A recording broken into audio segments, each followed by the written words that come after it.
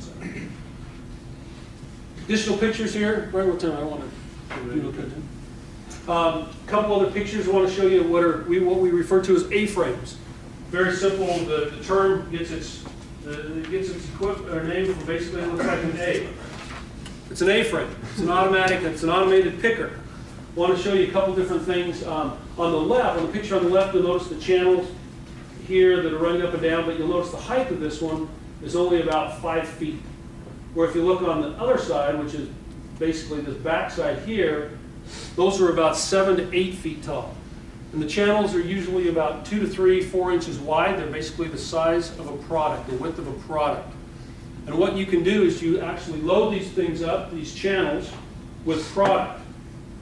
So you can see these are pill bottles. Each one of those is a pill bottle, basically sticking straight out at you.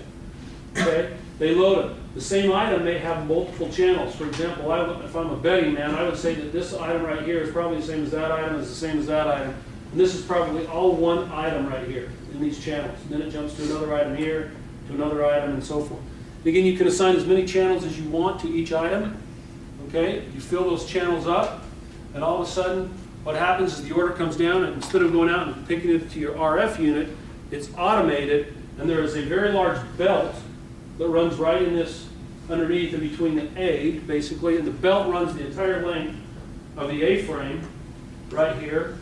And what I don't have is I don't have a picture of the other end down here, the far end. The tote will be sitting at the very end.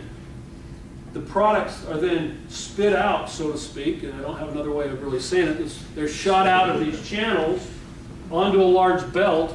As the belt moves down and it builds an order, gets to the end and dumps all of those products right into a tote, and then the tote is carried off, and there's no manual intervention. The only intervention is to load these channels, which of course does take some time, but you can imagine how fast some of these A-frames operate. Some of our distribution centers, Atlanta, Southern California, Chicagoland, they have 2 of these. They have 2 of these large A-frames within their distribution centers.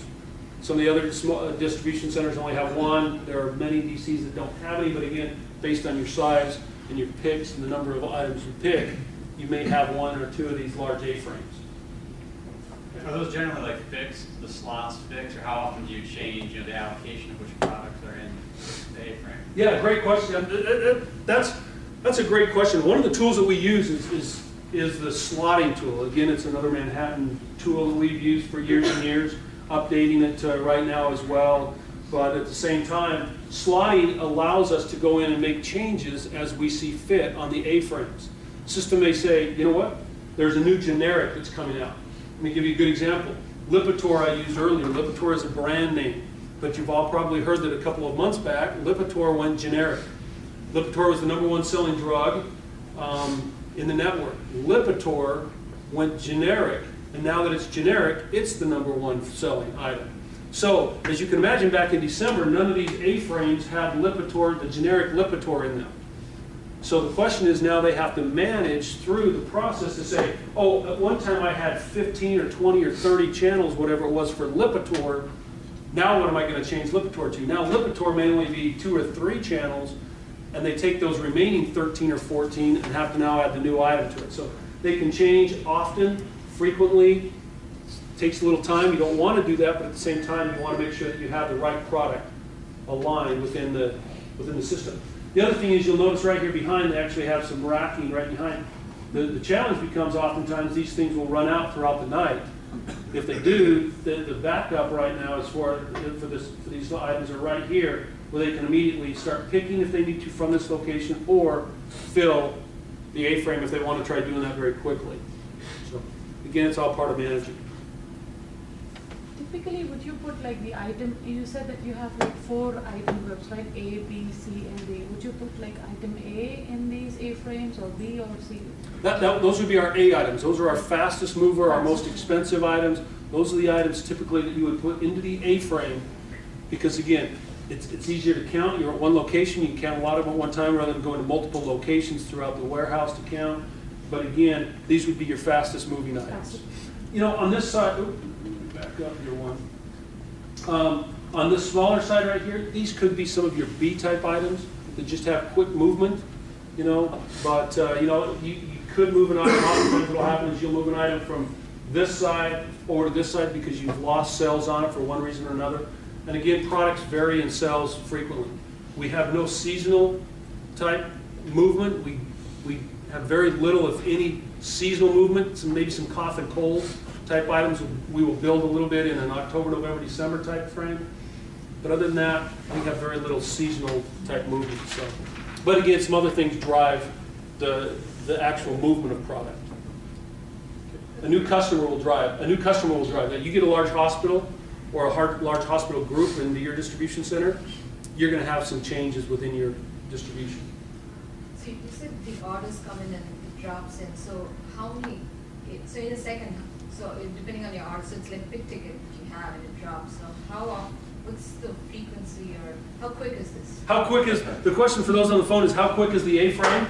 Once the pick ticket or the order is dropped into this system to pick, an order will basically run, and again, regardless of how many orders or how many pieces are shot onto the belt, that's irrelevant. The belt does not slow down because I had to pick 20 pieces versus one. It just continues to move.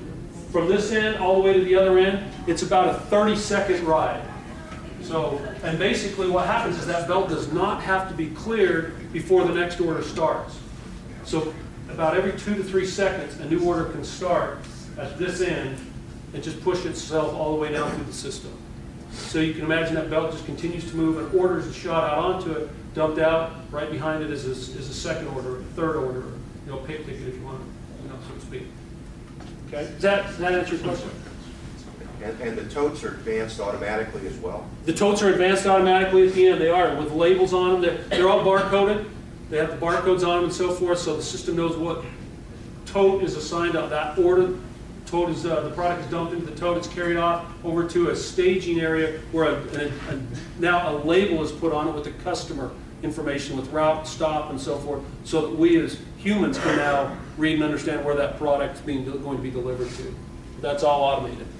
And that type of automation is in most of our distribution centers, where totes are carried throughout the system. Not only here in the A-frame DCs, but other DCs as well. So do you have any automatic replenishment to support this? You said they are manually replenishment this. Do you have any automatic system to this? No, great question. Do we have any automated replenishment? No, we do not. Everything that we do is, all of our replenishment is manual today. I imagine we are building some kind of interface to our WM system and the equipment that is controlling the A-frame, right? So typically you run a wave, right, of all the orders that you have to fulfill. The wave will create the patterns, do the allocation, right, download all the data to the equipment that is controlling this, and identify replenishment, right? Yeah, absolutely, Milind. So to maybe go back to the question that was asked a minute ago, is replenishment, the replenishment system, we are told systematically what needs to be replenished. So that is fed to us. Before we release a second wave, it will come out and tell us, in today's world as well as when we go with the new WM system, it will actually tell us, oh, you need to go replenish this particular location. So we are fed that type of information. We know that it's short, it does not have enough product to fill the needs for the next order, the next wave. So we are provided that information, but as far as automating a system to actually do the replenishment, we do not have that.